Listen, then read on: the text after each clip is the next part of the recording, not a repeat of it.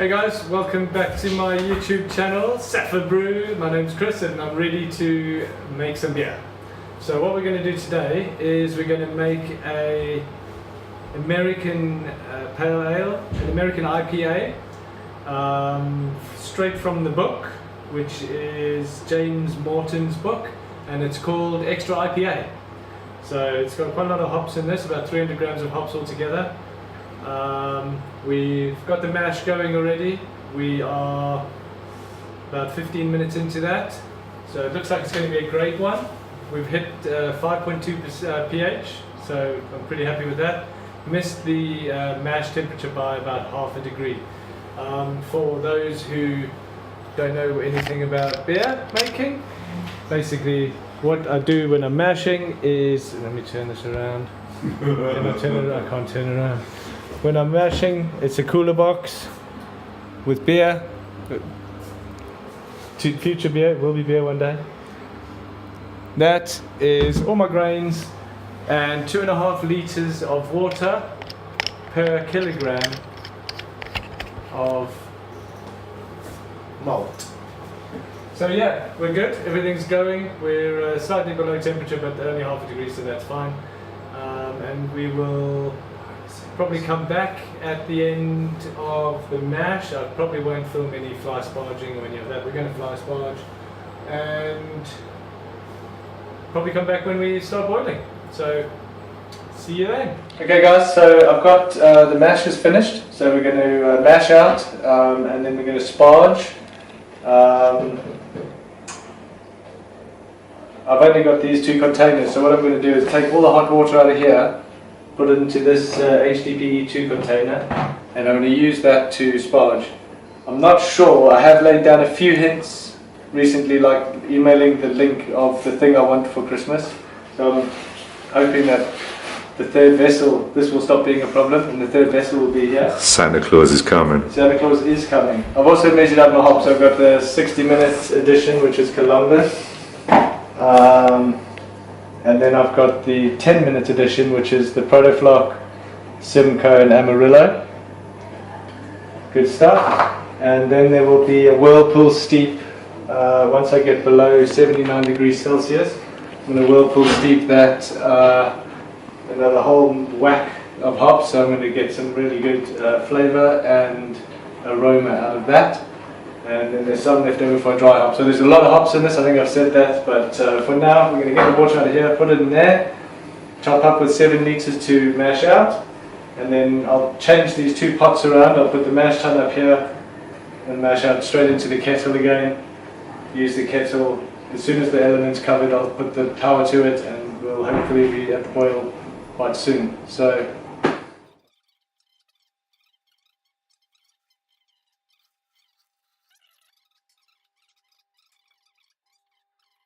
make sure that your valve is closed when you finished Get ya.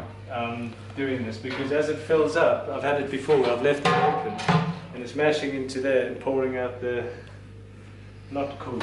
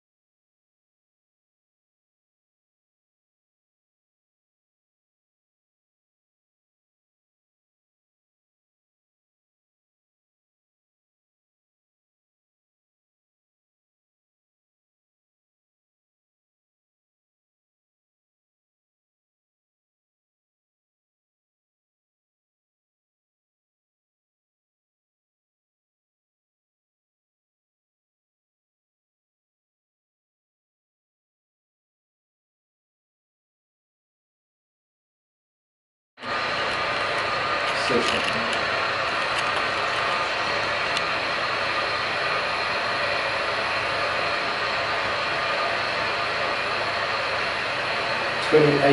Estimated boil volume. 28 litres.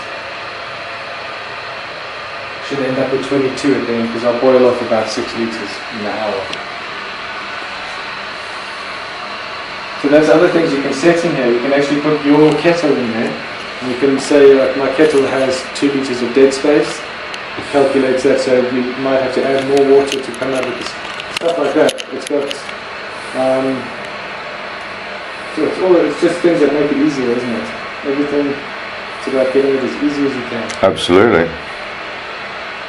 But you know what we haven't done? Is topped up our beers. So should we go do that? So how many more litres? Well, we got another 5 litres to go in today. Yeah, I mean the grain bed's dry at the top now, so it won't be long. You see how clear this is now? That's kind of how I try and get it. It was quite hazy at the beginning, and so you'll probably see loads of protein in this now during the boiling. And that protein sits on the top? You get the protein foam on the top, but it boils around, because I just keep stirring it in. I think that you should keep all the proteins in there for the boil. And then they drop out once you chuck your protein tablet in. Dad? Yeah? Can you dance with me? I'm measuring the pre-boil gravity of the wort. I never use the first thing full, just I don't know why. In case there was some water in the tap or something, you want to get a very accurate reading here because it helps you set your expectations whether you might have to add water, like liquor back, or maybe you've got too much and your gravity's too low, you have to boil for longer to boil off more to increase the gravity. Stuff like that. So 2 scoops. Should I be honest and first show you what it should be? So it should be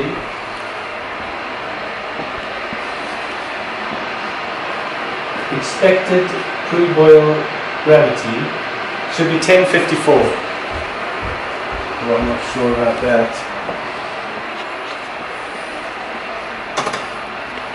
Paint on my hands now.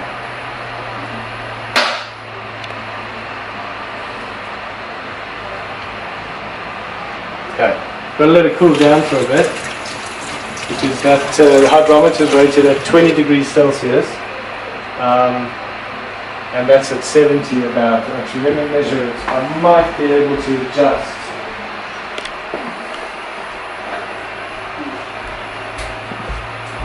Where did the paint come from? This picture of gecko, if you look here. With an aerial on So his we're head. checking the temperature of the wort. Careful behind that door. Yep. 62, 63 degrees. So, Good. well, all it means is you've got to do a calculation, and I'll just Based on the temperature. I'm going to just quickly do it in my head. So,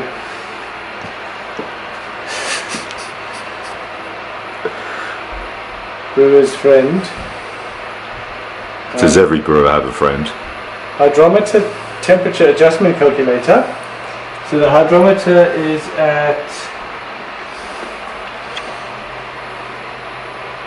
1024, it looks like.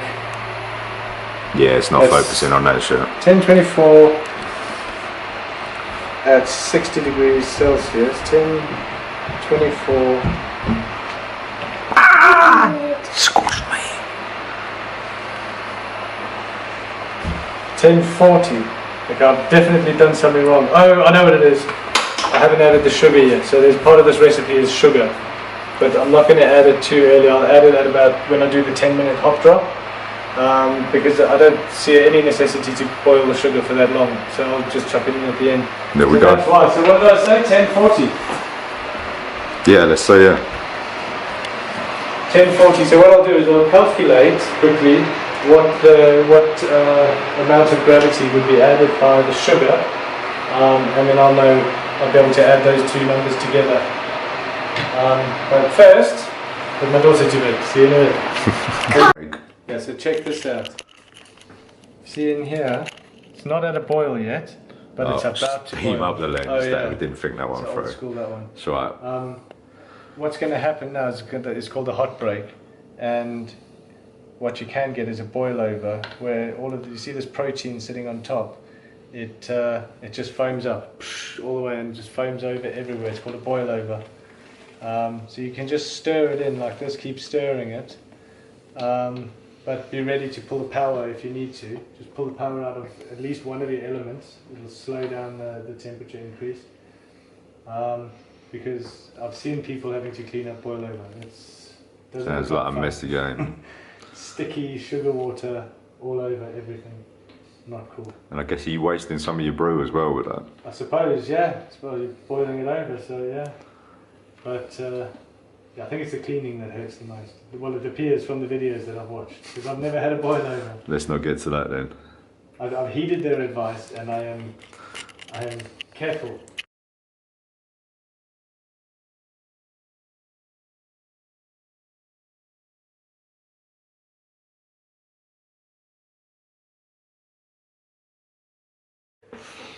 I expect the boil to get more vigorous than this though. Like it looks to me to be just about there. And you'll notice as soon as it gets a proper boil, a rolling boil going, the amount of this stuff will dissipate because the activity on the top, it's quite It's a rough drawing activity. it back into itself. Yeah, it's mixing it in, it's doing this for me, it's doing the stirring.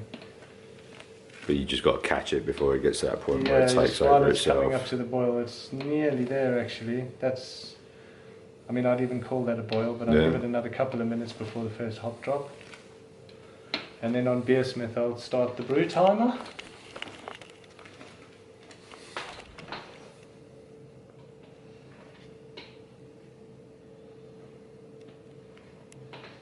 No sensitive information on there. No. It would turn off just as you're trying to take a Yeah. So, let's say we're boiling now. So that's it, no boil over, safe.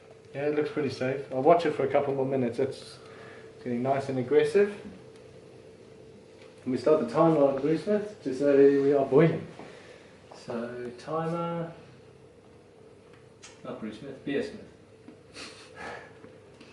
Reset the mash and start the boil. Boil.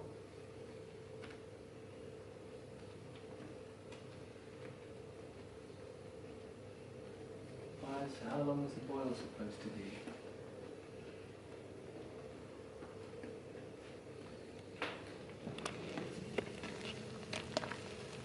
Is it raining? No, it's just this bubbling, man. Bubbling, bubbling, bubbling. Right, so we get the hop spider in. And then we get... Oh, so these things go, I get you. You filming? Yeah. So we're going to get the Columbus in. This is the 60-minute edition. Boom. It's in. See you in 50 minutes when I have to do the next hop edition, which is the 10-minute edition. Then we're going to have cool it down to 79 degrees, have a steep. Then we cool it down again and get it in the fermenter. You need to... Everything, guys.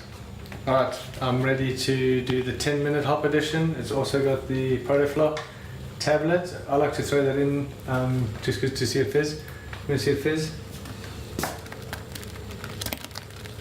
Boom, that was it. And the Simcoe and Amarillo 10-minute edition. I'm just busy measuring out my Whirlpool edition, my steep edition, sorry, because I need to get this outside and cool it down. I'm not going to have a lot of time in there to measure this out. It's better to do it if you've got time. So that's the next step. The next step will be in 10 minutes, flame out, cool it down to 75 degrees, chuck in this next belting of hops, and give it about 15 minutes to soak, then cool it down and get it in the fermenter. Cool. See you in a bit. Bosh. Okay, that's the last of the hop editions. So that's quite a big Whirlpool. We're talking 50 grams Centennial, 25 grams Columbus, 25 grams Simcoe, and 20 grams of Amarillo. We'll get that in after we get it down to 75 degrees, between 75 and 79 degrees. Cool.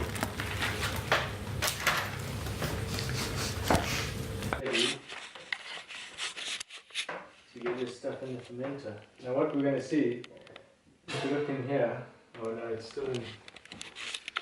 If you look at that, you can still see the protein in suspension. We'll have to rely on the hop spider, not the hop spider, the filter. I'll close this up. Just going to have to rely on the filter. It'll all fall out anyway, but we'll turn it on slow for a bit. See what happens. There she goes. You can put this on like fast forward or something.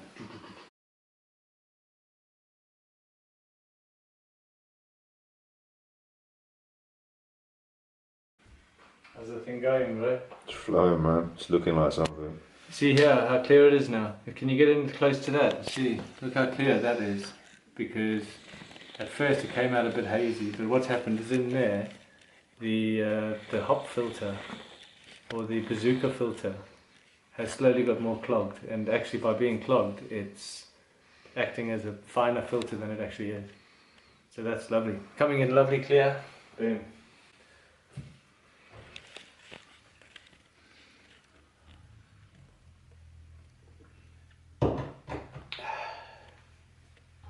I hope to get, I think it's at 22 litres.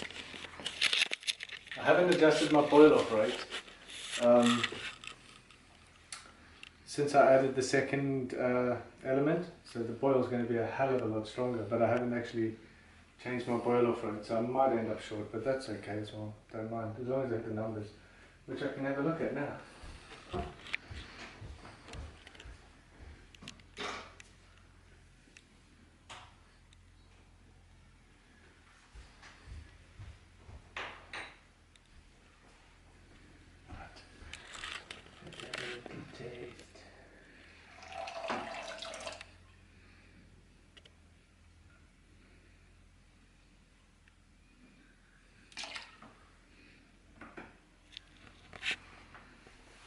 Okay, this is about, I think it's about 26 degrees. So let's check it out. Come over and have a look.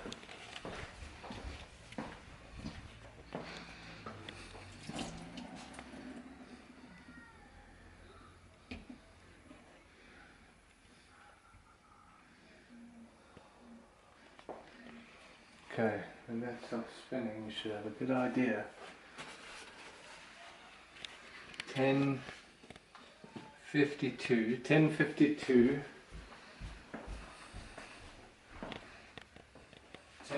at 35 degrees. 10:52 at 35 degrees. 10:52 at 35 degrees. 10:56. Okay. I think I was aiming for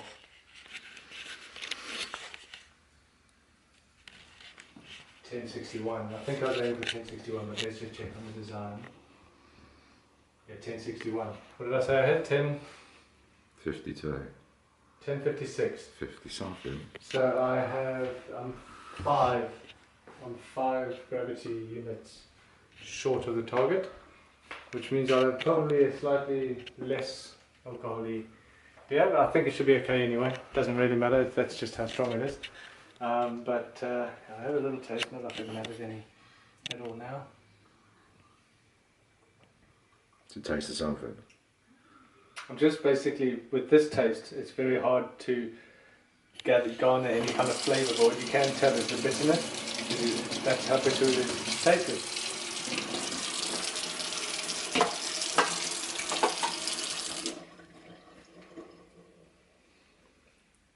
So it just tastes like sugar water, because that's what it is. But the bitterness that you have there that's there, it stays. So it's quite a bitter beer, but what we'd expect is the dry hops is going to just smash it into like a new. The dry hops is it's quite a big hop addition, and it's going to be like full on aroma. So if you get that flavour with a lovely aroma, because there's not a lot of aroma there. But that'll change. Well, because I'm dry hopping with like the whole about 100 grams, I think. Yep. We're just going to wait for that to finish and then we're done. We'll clean up a little bit. We've done a bit of cleaning on the way. I always recommend, if you have some time, clean up. Because also you end up spending an hour cleaning up after you spend 6 odd hours brewing. Yeah.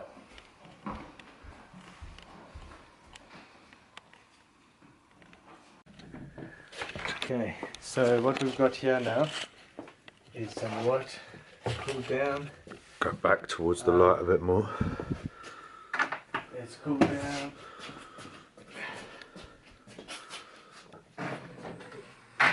We ended up with about, I'd say 19 litres. So I'm 3 litres short, and I've missed the gravity, so I'm not sure what happened there. I don't know if putting the sugar in that thing worked or didn't work. I'm sure it would have worked. Yeah, for sure. But it is what it is now, so we're gonna... So what was the gravity coming at? Came in at 1056, we were looking at 1061, but I needed 22 litres. I've got 19, so I'm 3 litres short, and I'm short on the gravity. So normally, if you're short, you've like I haven't recalculated my boil since I added the second element. So I must lose an extra 3 litres over the hour boil, which is fine. I just need to adjust that. And put more in. Yeah, but I think I sparged too fast. It was much faster. My sparge was much faster this time. So anyway, now what I'm going to do is give it a shake, and then Right. we'll get the airlock. Put some sanitizer in.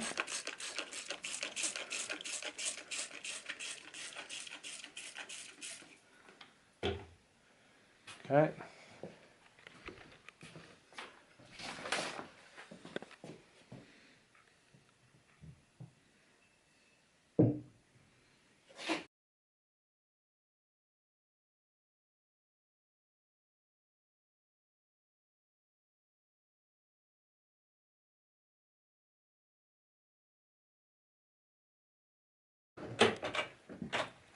So you get the temperature reading there, and then I'll tape this probe to the side.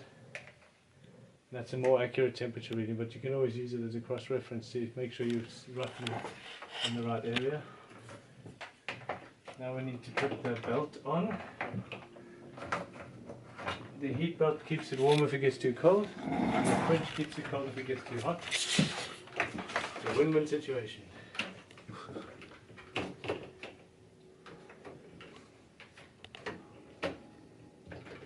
Okay, she's on. Then, now that it's in place, I'll put this on. I don't put that on before because I don't want all that sanitizer to bubble back in. So I'll just wait till it's in place, because if you lift the bucket, it creates a suction immediately. And take that bad boy on there.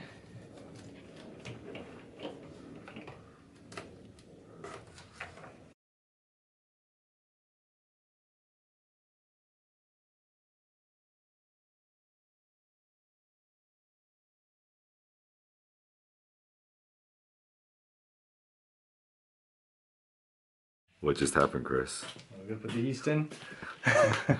I've tucked it away and I haven't put the yeast in. This is a really critical part of the yeast. Without it, it's just sugary water.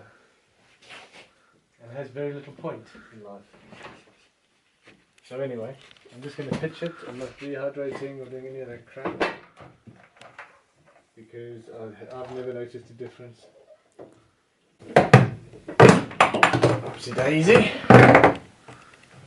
Okay, that's it. I aerated it and then I just put it in the fridge. I didn't. So what about that sanitizer thing?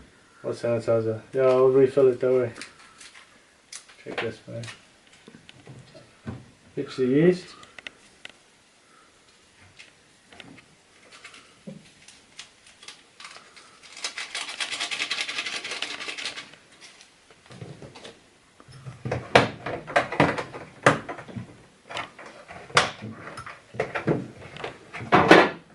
Okay. pass us the sanitizer there, bro.